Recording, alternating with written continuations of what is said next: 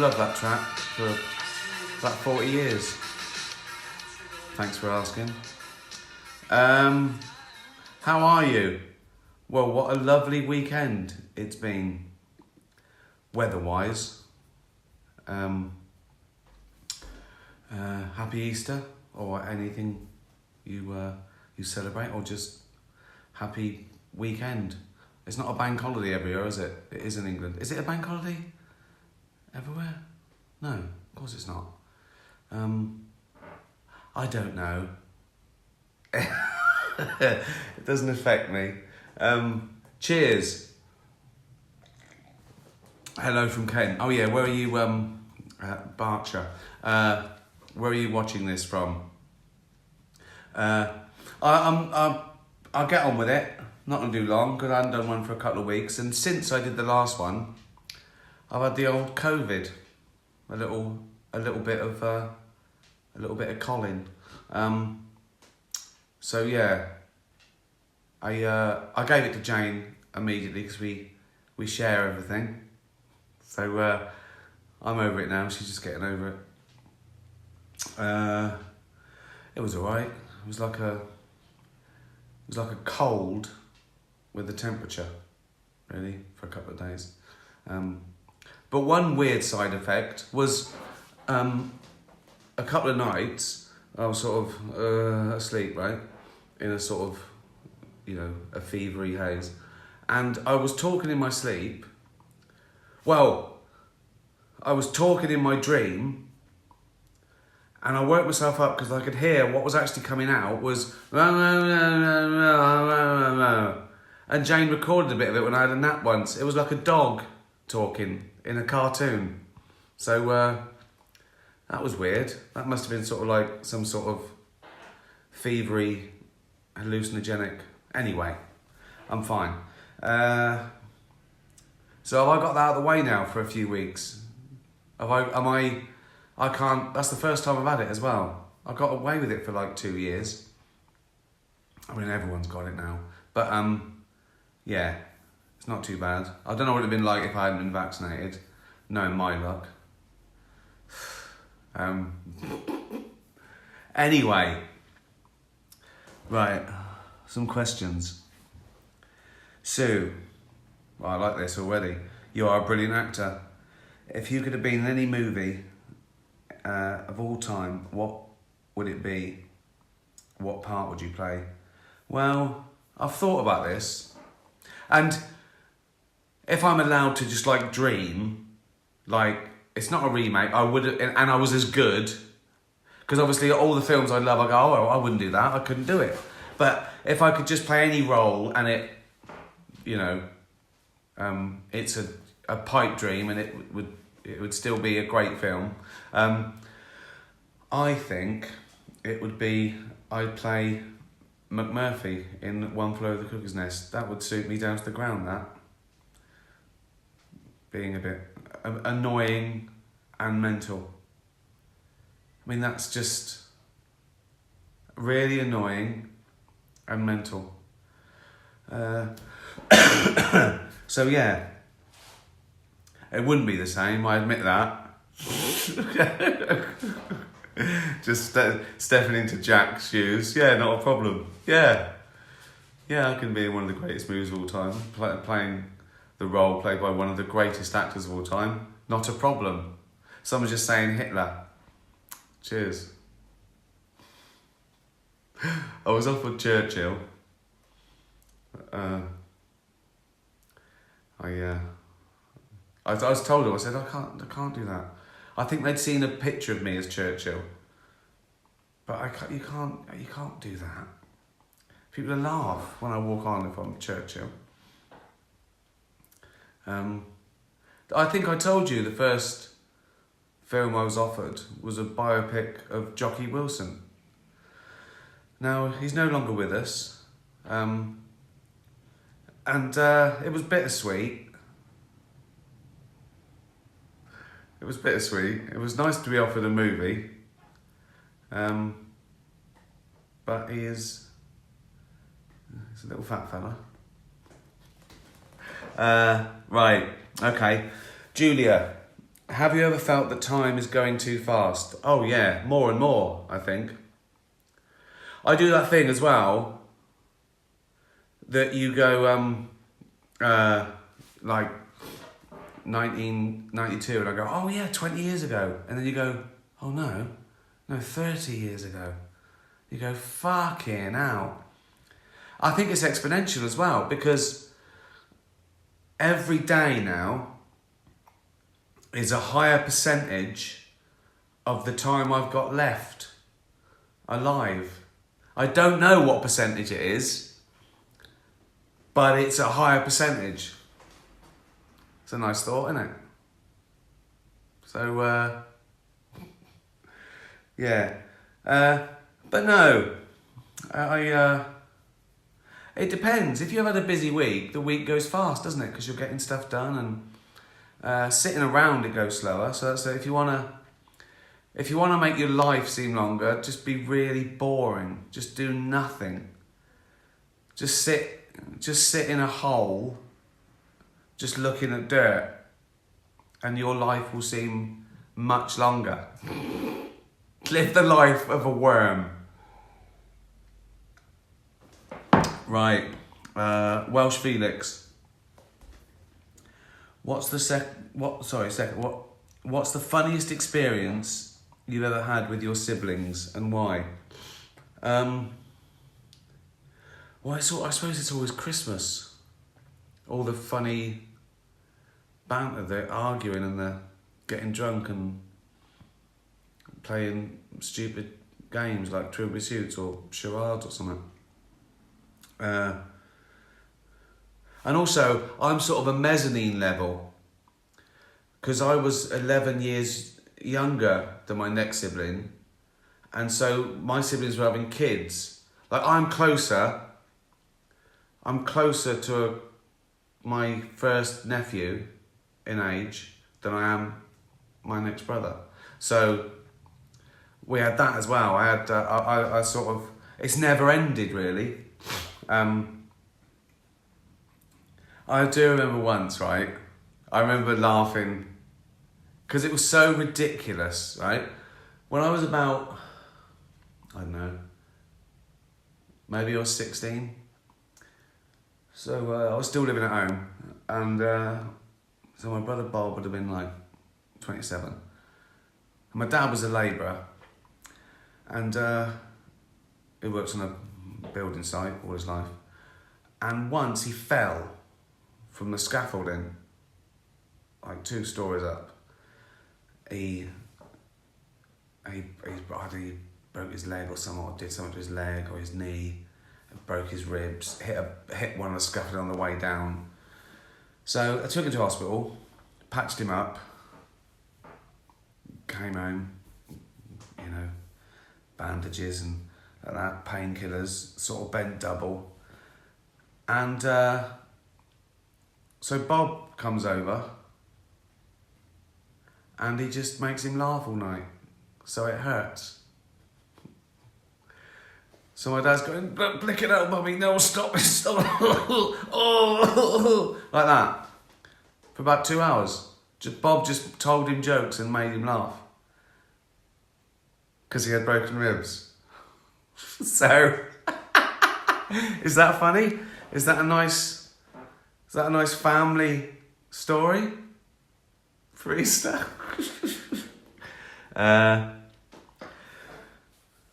Rachel, if you were a song, what song would you be and why?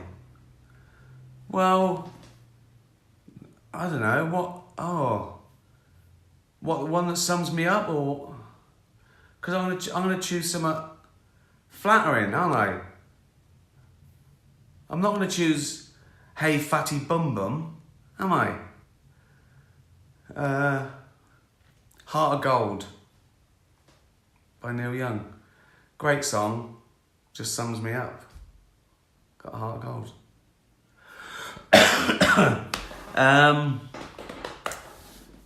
Right, we're flying through these, aren't we? Right. I was hoping I'd lose weight as well. COVID. Didn't happen. Leopold and Loveday, would you rather have the sight of an owl or the hearing of a bat? Good question.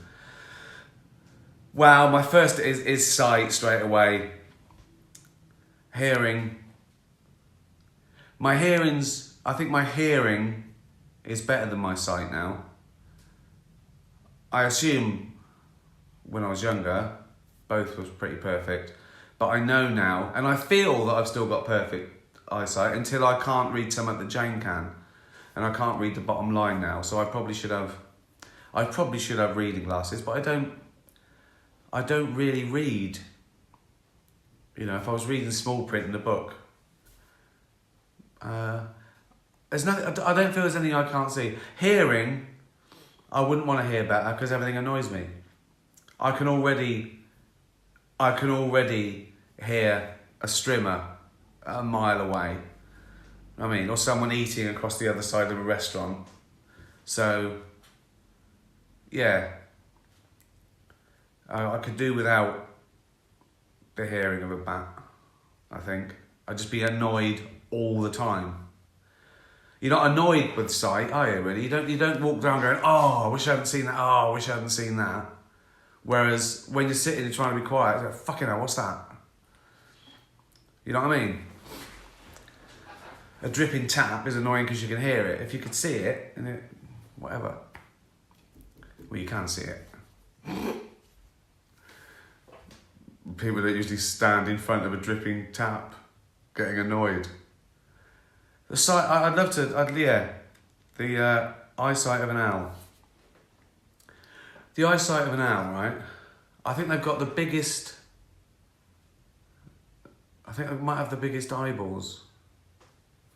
That can't be true, can it? A whale must have a bigger eye than an owl, isn't it? Anyway, the owl has got eyeballs so big, right? They fill the head, right? And so they can't move the eyes. That's why they have to move their head, because their eyes are so big, they couldn't do that. They're just crammed in. Interesting fact. This is more bollocks than usual, isn't it? Isn't it? Maybe I'm tired. That was one side effect of COVID. I felt sort of tired all the time. And I've kept that up as well. I think I've kept that up anyway. I think the pandemic made me lazy, not having to do anything. And now I feel like, can't be bothered. Monsieur Dougal. Bonjour, Monsieur Ricky. And what do you get the most pleasure from? The joyous feedback from people reacting to your creation or filming the creation? Oh, that's difficult. I mean, it's got to be filming it, hasn't it? Really, making it. The best an idea, the most excited I get about an idea is when I first come up with it. Anything, a joke, a sketch, a title, anything like that. I love that. I love that bit. I love the whole process, though. I've said before, I love the whole process. And the hardest work, I think, is writing it. The first draft is the hardest bit. That's a real slog. A second draft's fun because you've got so much to play with and you can improve it. Filming it is a joy because I've lived with it for a year by the time I film it, so it's always smooth and fun. Every day is fun. I make sure every day is fun. I must say though, the feedback from Afterlife has been the most fun of any show I've ever had because it was an emotional response. And I still get hundreds every day. I wake up to hundreds, and I sort of retweet. I don't just retweet the praise. I retweet the things where people have identified with it because they've had a problem, that they've lost someone, and everyone joins in and says, "Oh, sorry if you lost." So it's really, it sort of created this lovely cult of kindness. So more than any other show, I've enjoyed the feedback of afterlife. But it's got to be the creating it, I think, overall. That's just the most, that's why I do it. That is the fun bit for me. It's lovely, the reaction is fantastic. The awards, the money, all brilliant. But it is all about the creation of it. But there'd be no point if people didn't watch it and like it. And I appreciate that more and more now. I really appreciate the audience. I just go straight to them now. All I care about, the people who watch it. I don't really care about awards bodies or reviews or anything like that. Because they don't matter. It's you keep working if people keep liking it. And I like the work. So it's hand in hand, isn't it? If people didn't like it, I wouldn't get any more work. Or I'd be putting it on YouTube or something. So thank you. Right, Leslie. Thank you, Ricky. What is your favourite vegan meal ever? My hubby has done 6 weeks on a vegetarian diet and lost 2 stone and enjoying it. That hasn't happened either. I haven't lost any weight since I've been vegan. I can find the most fattening foods in any diet. My favourite vegan meal is probably a tofu stir fry. Jane does this thing which is really crispy, sort of tofu in sort of olive oil and chili and garlic and noodles with soy sauce. See, that's not slimming, is it? I think, in fact, we had a couple of great vegan meals in Giggling Squid. Do you know that? Sort of a Thai chain. We went to one in Cambridge and went to the one in Marlow a couple of weeks ago. And they've got a massive vegan menu because it's noodles and rice and vegetables and peanuts and so you can fill up and it'd be really tasty. And you can veganize everything now. They've worked it out, so you don't have to go without any taste or flavors. I do like a stir fry. I should do a book, How to Stay Fat on a Vegan Diet.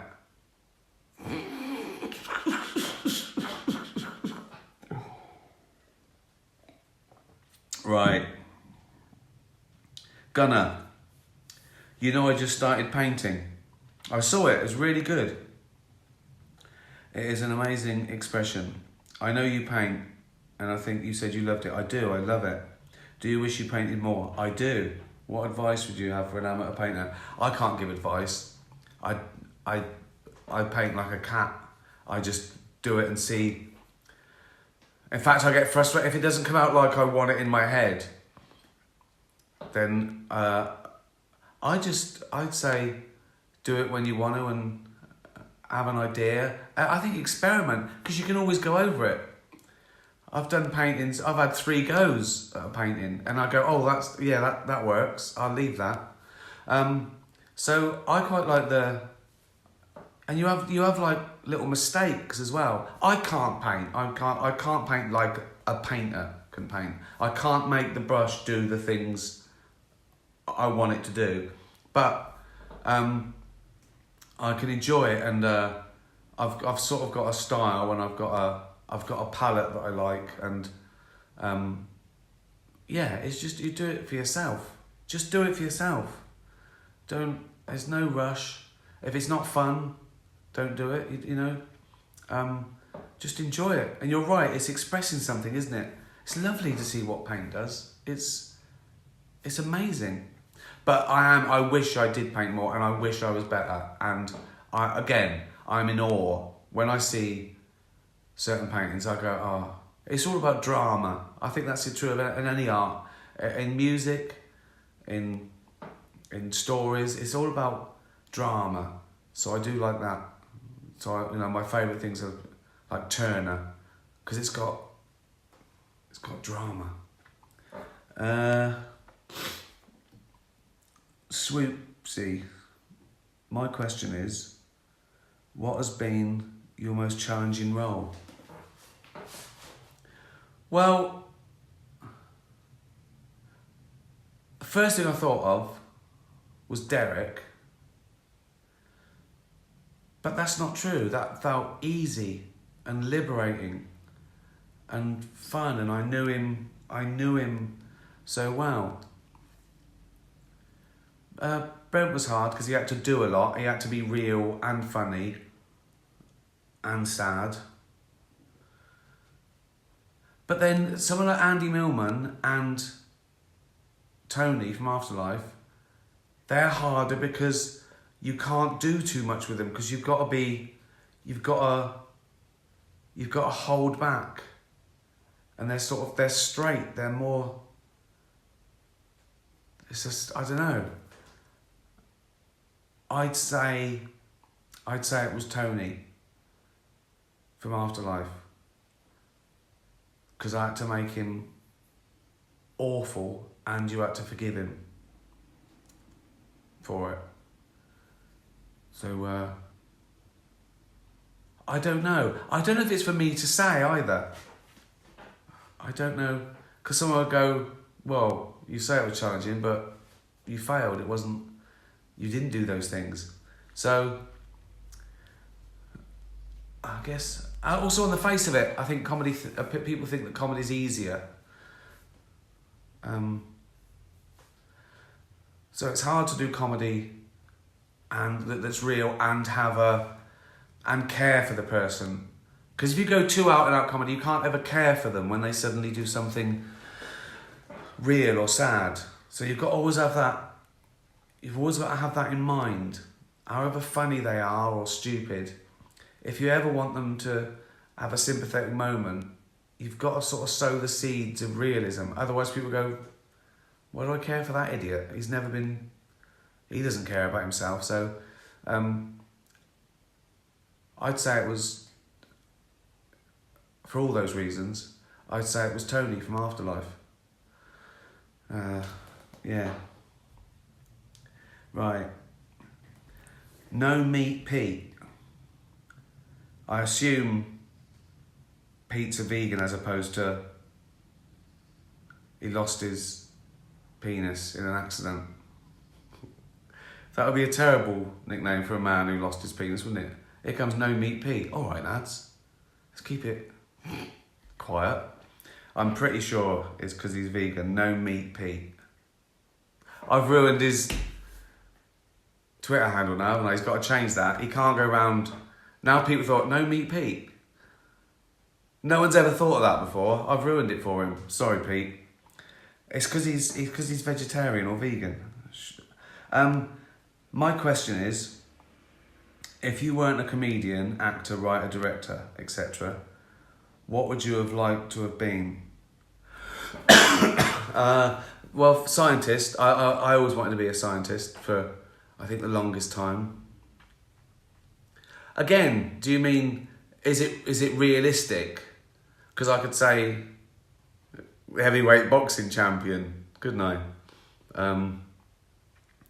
But in the realms of possibility, and I loved it and I still do, it would be science, I think. Science and nature, biology. As you know, I went to university to study sciences and then swapped to philosophy. I wanted an easy time. 40 hours a week biology. I got, what the fuck have I done? Philosophy, 7 hours. Let's have that. Went along, said I want to change to philosophy. They went, you've missed the first half of the term. I went, I'm really smart. I did. And they went, I thought they'd laugh. They went, like that, arrogant. So they gave me an interview and they went, yeah, all right. So, yeah. Did that. I got a degree in philosophy. What was the question? I think science. And I'll tell you what was good about the science. Some people struggled with like the logic. But you know, that's like, some of it's like pure maths. So I flew through all that. So yeah, it sort of helped, I think. What do I know? Right. So what would I want to be? I wanted to be a marine biologist, a vet, a research scientist. I wanted to discover something.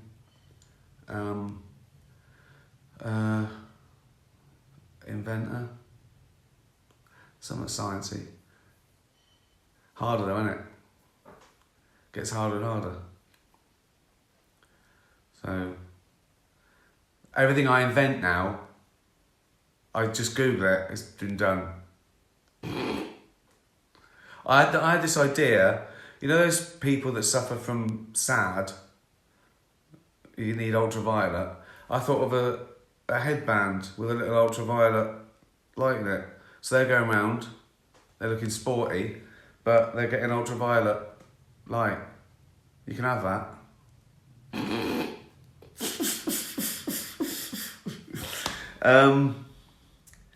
Claire, if you had the choice between being rich, but not from writing or acting, you just won the lottery, or having no money, but doing the job you love,